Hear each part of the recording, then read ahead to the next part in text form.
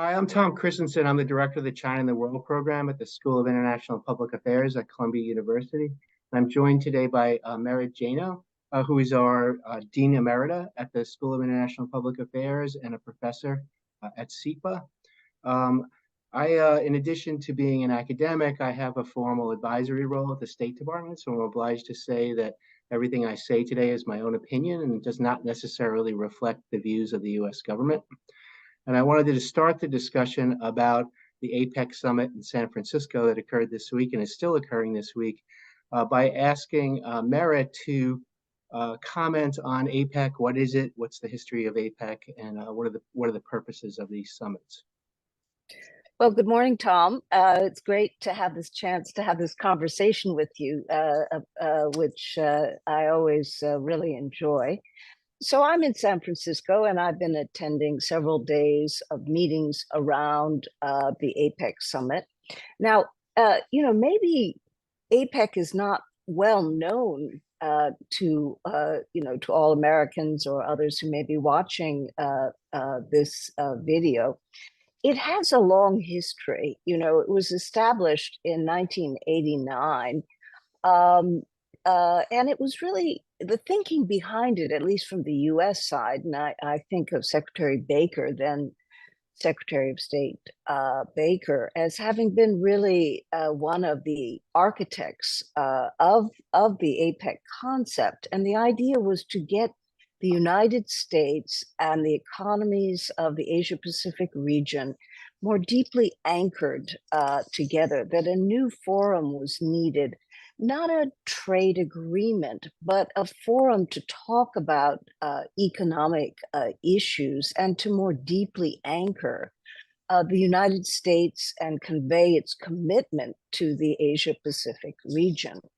And this gave rise to the form of the Asia-Pacific Economic Cooperation Framework, which brought regional economies and different ministries together, talking about a lot of different economic issues that affect the economies of the region. It now has 21 economies that are members of APEC.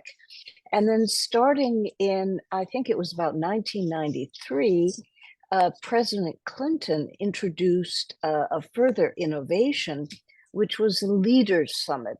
And that started in the United States on Blake Island, the first Leaders Summit. And that became a very action-forcing event, and some years an important forum where world leaders or leaders of the APEC economies would gather, and they would speak both together, but also have very important bilaterals. And of course, this year, that dimension with President Biden and President Xi was especially important in light of the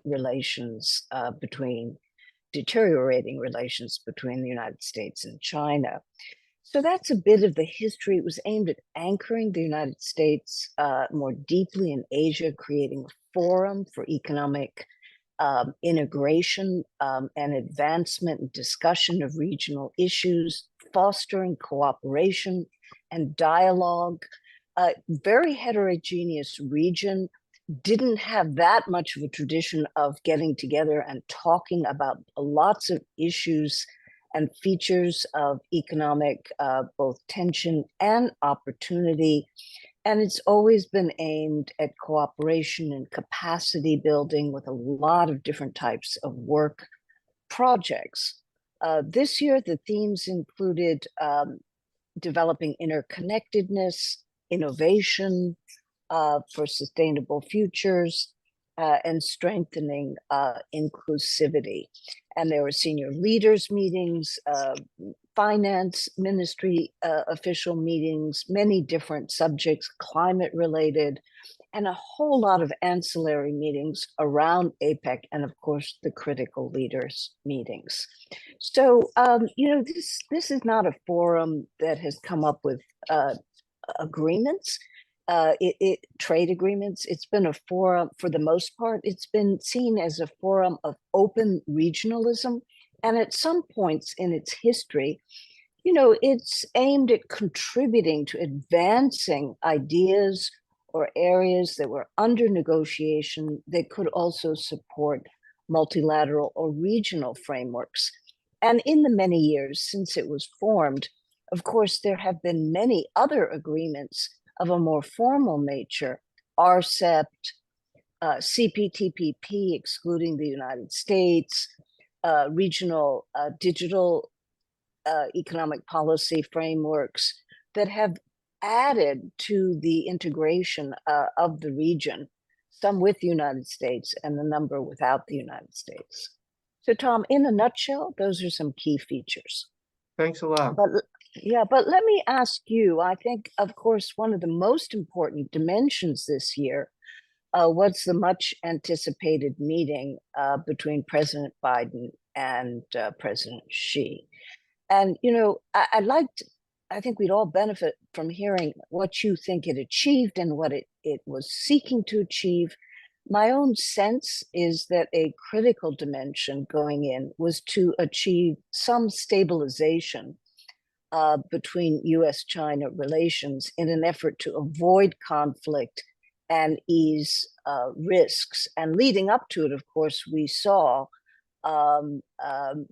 Secretary Yellen go to China, Secretary Raimondo go to China, and other really important ministerial level efforts to reduce tension. But Tom, what do you think was achieved, and where are we going?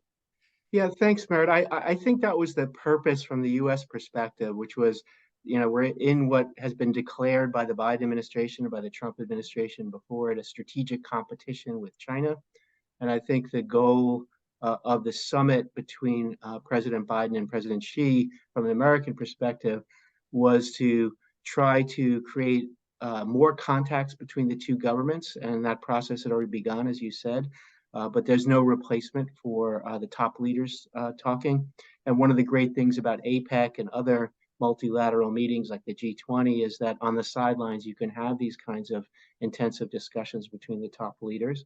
So from an American perspective, the idea is to prevent that strategic competition from spiraling into a conflict. I think that's the main goal of these types of discussions. And then to create more fibers for contacts in the future.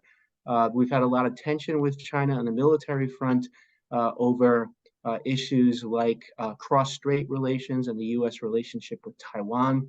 We've had a lot of tensions in the South China Sea, where China has expansive claims and the United States military operates. There have been a lot of incidents in which intercepts were made of U.S. ships or U.S. planes that the Defense Department considers dangerous.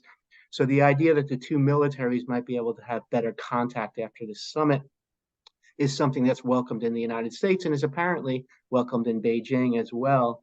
It also provides an opportunity to talk about global security issues.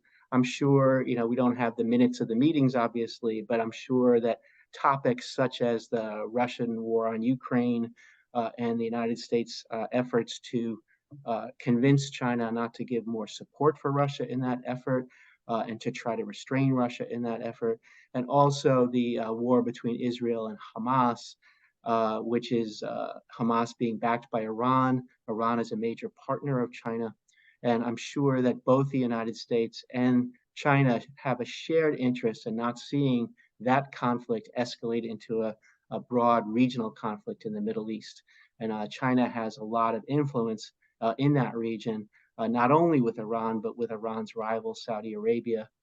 So I'm sure China was encouraged to play a more positive role in that context.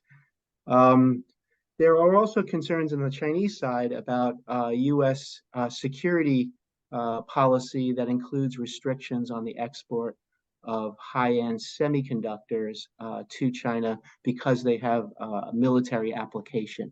And that's undoubtedly the case that the next generation of weapons will involve a lot of artificial intelligence. And it's not really a new policy, as you know, Merritt. The United States has been restricting military-related technology transfers to China for many years.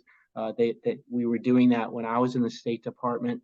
I think the difference this time is that high-end semiconductors have broad economic applications beyond the military.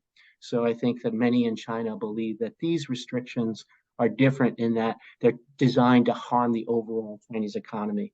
And as you know, Secretary Yellen, Secretary Raimondo, and the president himself have said, we're not trying to decouple and we're not trying to harm the overall growth of the Chinese economy. We're trying to build a high fence around a small yard of military-related technologies.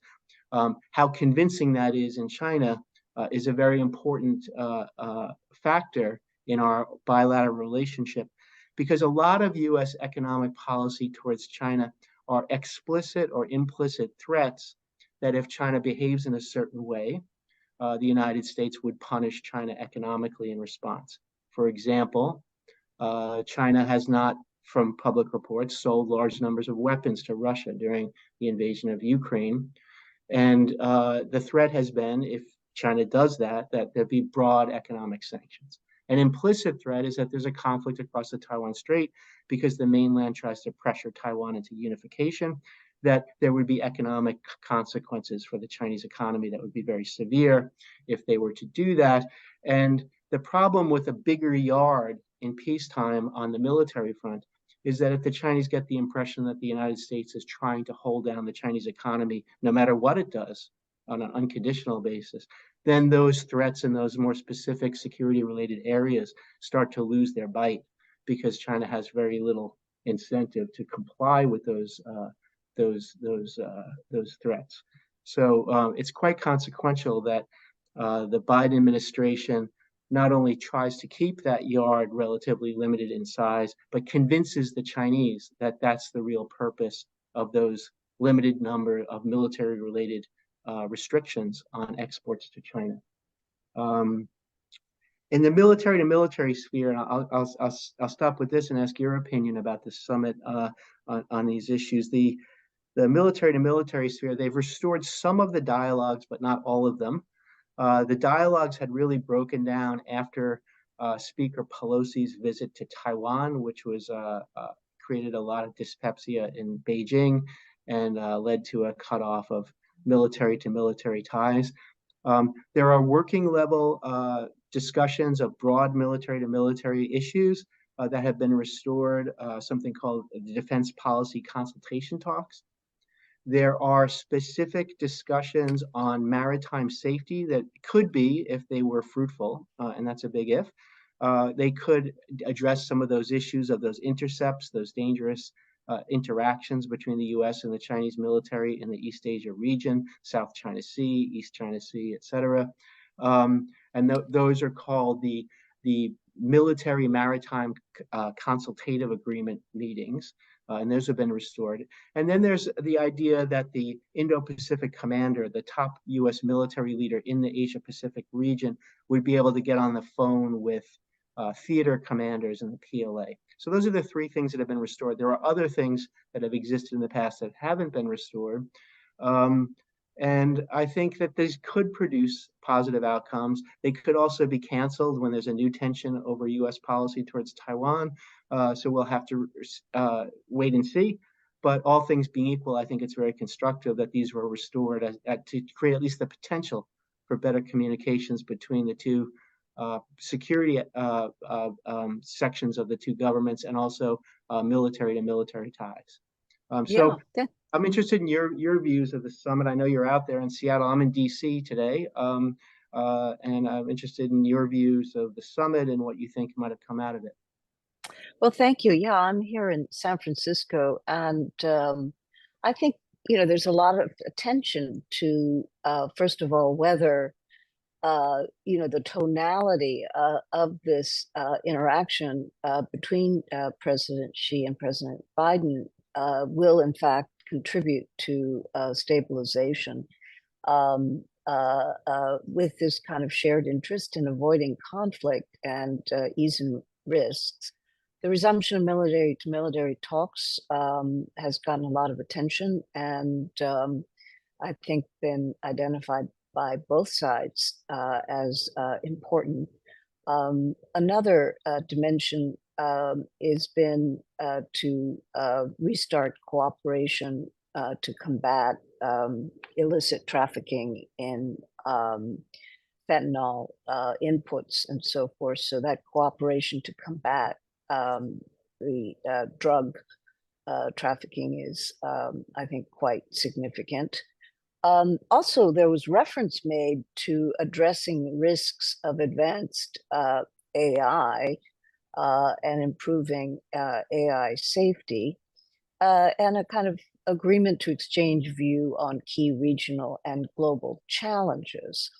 A broad category, but of course, we know there are many areas that could fit into that. And in fact, this week, Secretary Kerry has been meeting with his Chinese counterpart to talk about climate issues. And one hears that those talks have been, tough but serious, and they have agreed to restart climate talks.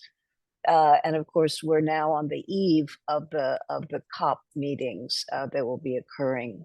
So, I noted that Ambassador Rudd of Australia characterized Chinese objectives as a desire to rekindle international confidence in China. And others are speaking about U.S. objectives as stabilizing U.S.-China relations and easing risks and helping to create conditions to avoid conflict, which Secretary Raimondo and others have stressed is what the world expects of the United States and China to work to avoid conflict and manage relations.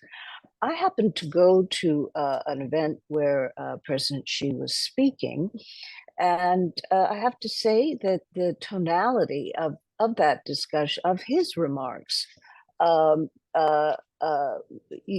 was quite reminiscent of an earlier period in U.S.-China relations, one of much more engagement. He stressed people-to-people ties and the importance of that. He spoke about increasing the number of students that visit China. Some 50,000 over a number of years were being sought. He stressed that China-U.S. relations should be viewed in the broader context to fulfill responsibilities for the world. And he asked the question, are we adversaries or are we partners? In fact, said that this was a fundamental issue, and that there were risks associating with the other side, viewed as primarily a competitor.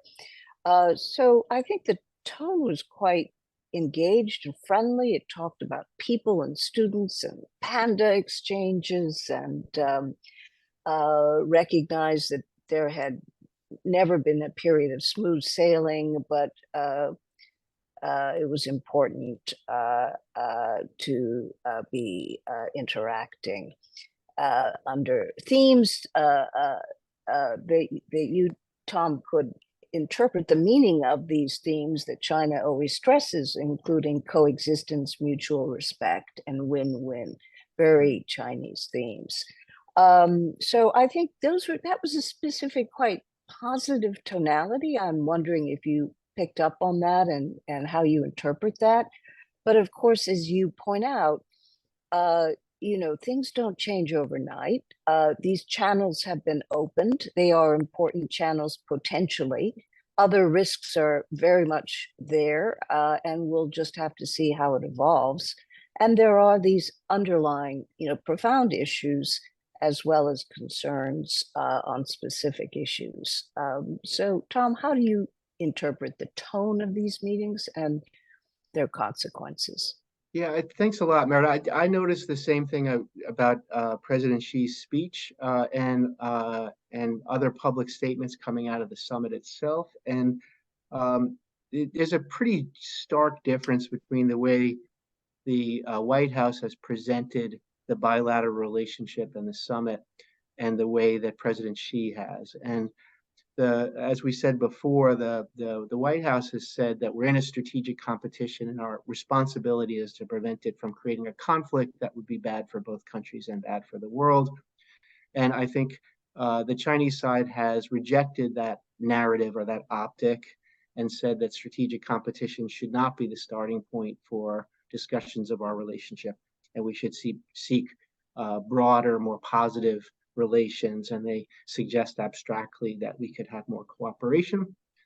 And we saw some hints of cooperation coming out of this summit. And as you said, the fentanyl issue is a big issue in the United States. Over 100,000 Americans die from drug overdoses, mostly fentanyl overdoses. And China is the biggest supplier of precursors for the creation of fentanyl, usually in third countries, places like Mexico. We've had agreements on this before. Back in 2018, we had an agreement in the Trump administration. A lot of that fell by the wayside for a range of reasons related to the COVID pandemic and the increasing intensity of tensions between the United States and the PRC. And also there was an issue that the Chinese side raises, and which causes problems in greater cooperation on such issues. And that is that a certain forensics laboratory that China uses to adjudicate which legal precursors can go out and which illegal precursors can't go out was under sanctions by the United States. The United States was not sending technology to this Ministry of Public Security laboratory, the forensics laboratory, because it was accused of being involved in domestic repression, particularly against the Uyghurs in Xinjiang. So I believe from public reports that those sanctions on that organization were lifted, which gives China a more face-saving way to say that it will work hard on this issue. I'm not a technical expert on this, but I've talked to technical experts on it. And my understanding is it's very, very difficult actually to control the export of precursors, because a lot of the precursors for fentanyl are actually used for other purposes.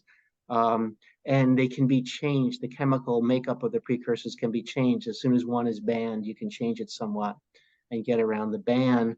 But I don't think China has done enough on this score, and it can do more. And I'm hoping that it will, because this is a real scourge in American society. And it would be a very positive thing if fentanyl became less readily available to drug dealers.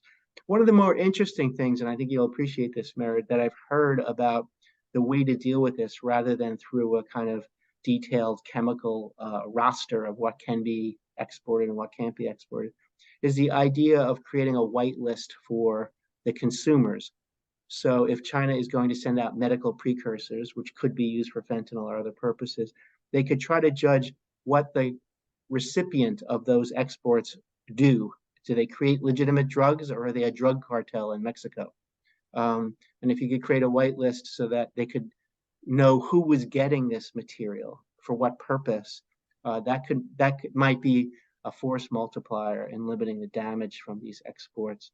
On climate change, we've had climate change talks before. We can have climate change talks in the future. I mean, one of the challenges, and I think this gets to your discussion of APEC and the environment for free trade in U.S. policy and also in Chinese policy at present, which is not very positive in either country. On climate change, there's a commitment to create more renewables and maybe cooperate in creating more renewables for energy. But in both countries, in the Chinese side, you have heavy state subsidies to energy technology producers that make it a less competitive environment and seem discriminatory against foreign producers.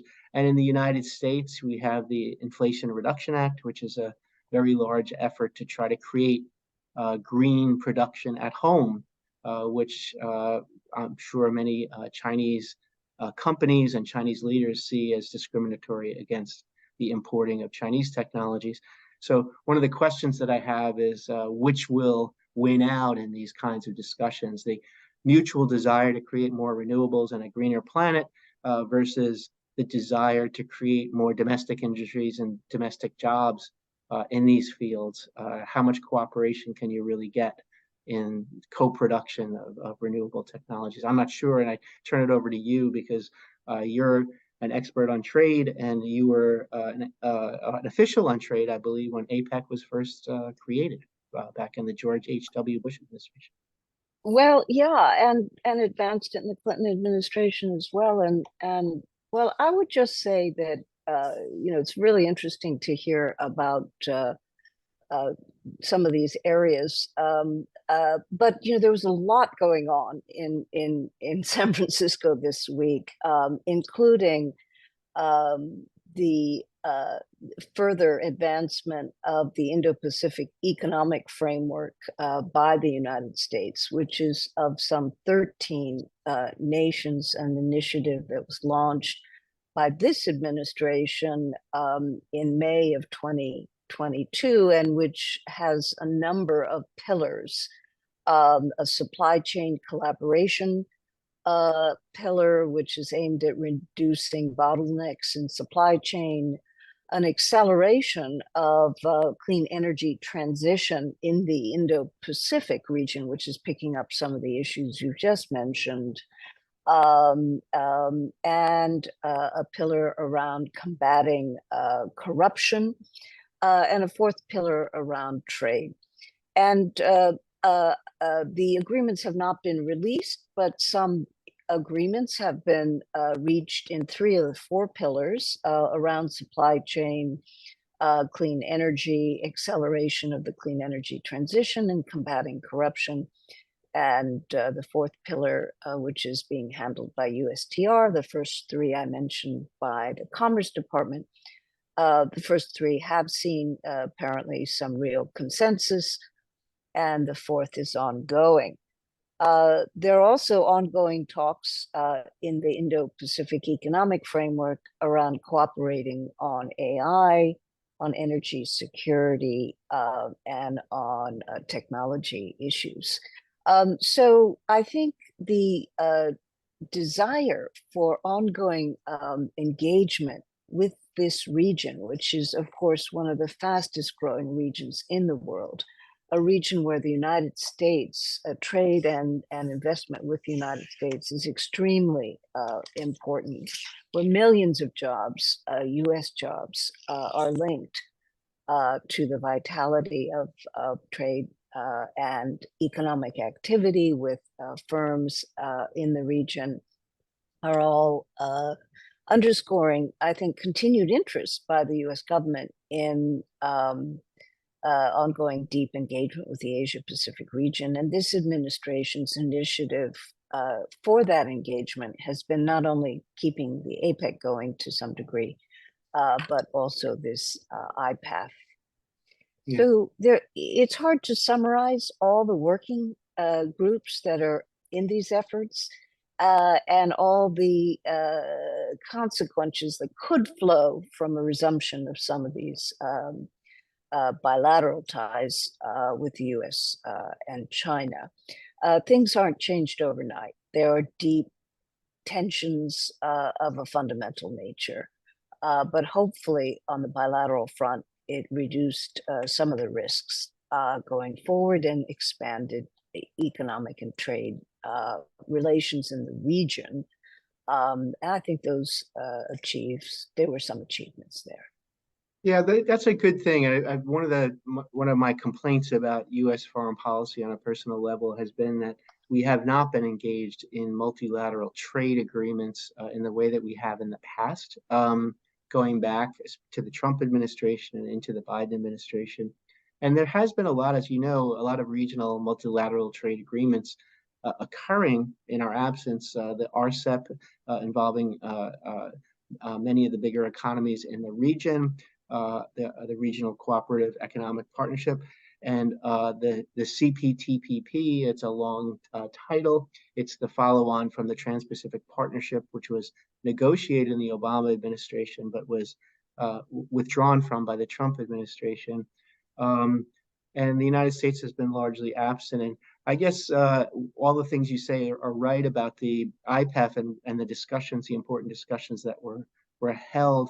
But one of the things that I found disappointing was that going into the APEC summit, there was pressure from Congress for the administration to pull out of part of the discussions on trade, one of the pillars of the Indo-Pacific Economic Framework. And I think this reflects a kind of anti-trade sentiment in both parties in the United States that has been a limiting factor in U.S. influence in this very important region, as you outlined, because our partners, even our closest allies, really want the United States to be even more engaged economically than it has been. And that's been a limiting factor in U.S. influence in the region. And it leaves you with a very military-heavy diplomacy without the economic piece. So I'm hoping that in the future, the United States can return to its traditional role of being a leader in multilateral trade agreements. IPEF is fine, but I wish it could be deeper, I guess, is my own personal view. Well, thank you, Tom. I mean, I think the Asia Pacific region is an area of incredible economic vitality. It's where 60% of U.S. exports go to APEC economies.